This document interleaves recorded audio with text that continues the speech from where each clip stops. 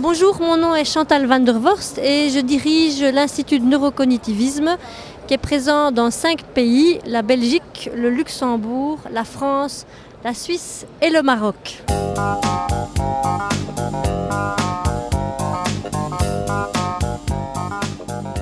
Alors, le neuromanagement, c'est l'intégration de notre fonctionnement biologique dans la pratique managériale.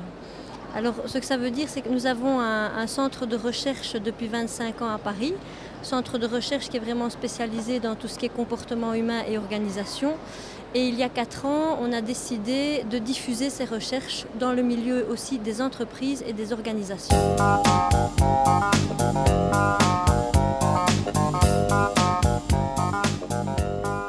Alors dans les entreprises, il s'agit d'abord, je dirais, de bien comprendre le fonctionnement de notre cerveau. Par exemple, il y a une zone qui gère tout ce qui est motivation.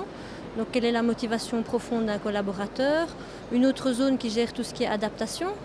Donc il y en a une qui va résister au changement, l'autre qui va permettre de s'adapter, d'être innovant, d'être créatif. Donc dans un projet par exemple, d'avoir de nombreuses idées par rapport à un thème donné, de sortir des évidences. Et donc la compréhension du fonctionnement du cerveau et puis ensuite utiliser des outils, je dirais, pour être plus lucide sur nos comportements et optimiser le potentiel qu'on a en tous.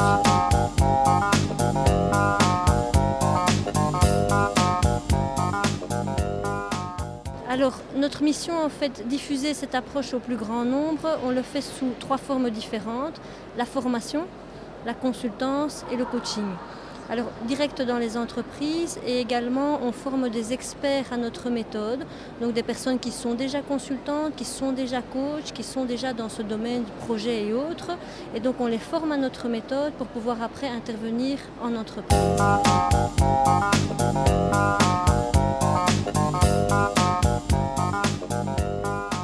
D'abord, je vous demanderai quels sont les principaux défis de votre entreprise pour comprendre votre contexte, voir par rapport à ces différents défis où vous vous situez, c'est-à-dire est-ce que l'entreprise, comment elle se porte, est-ce qu'elle va bien, quelles sont les difficultés rencontrées. Donc je dirais que c'est d'abord une première phase de diagnostic. Et puis après cette phase de diagnostic, donc là on a des questionnaires qui peuvent aider, on va aller voir quelles sont les recommandations à faire. Prenons un exemple, si vous avez une entreprise où il y a pas mal d'absentéisme ou du stress, un niveau de stress qui est élevé, donc là on pourra faire une recommandation par rapport à soit une formation à la gestion du stress, ou bien si le stress vient du fait qu'il y a un management qui est assez autoritaire ou dans le rapport de force, plutôt le coaching du manager ou du dirigeant. Et donc selon le diagnostic précis, on va pouvoir appliquer faire des préconisations et avoir différentes approches.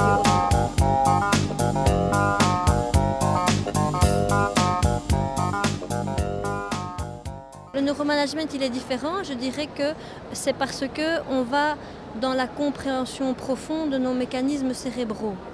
Donc on va apprendre aux personnes comment est-ce qu'on fonctionne, c'est-à-dire que dans les entreprises, si vous voulez, tout le monde gère de l'humain. Mais qui connaît le mode d'emploi de l'humain? Vous savez, d'habitude, quand on utilise un ordinateur, une machine, on va regarder son mode d'emploi. L'humain est bien plus complexe, bien plus créatif, il y a le bien-être qui est important aussi, et peu de personnes connaissent en profondeur le mode d'emploi. Donc on va ouvrir le mode d'emploi, je dirais, pour pouvoir apporter des solutions qui sont pragmatiques.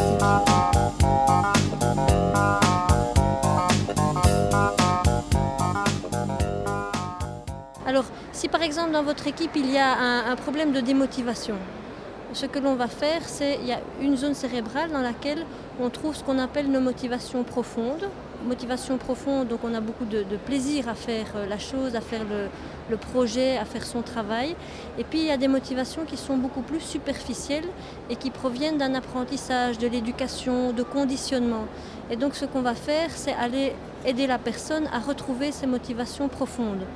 Alors dans notre hypothèse, ces motivations profondes, elles se développent dans les 3 premiers mois de vie. 3 premiers mois de vie où il y a plus de 90% de connexions neuronales qui disparaissent et il reste 10% qui a permis de s'adapter, qui a permis d'obtenir. Alors on va aller rechercher quelles sont les motivations profondes. Et ce que l'on voit, on a mené une enquête sur le stress en France l'année passée et on va la mener en Suisse cette année. on voit que dans cette enquête, à peine 10% des gens interviewés sont passionnés par leur travail. Donc c'est assez dramatique, je dirais, parce que la passion pour le travail, c'est important, avoir du plaisir, se ressourcer au travail, à peine 10%. Et donc là, on va aider le manager, le dirigeant à augmenter ce nombre, ce qui va avoir un impact et sur le bien-être et sur la performance de l'entreprise.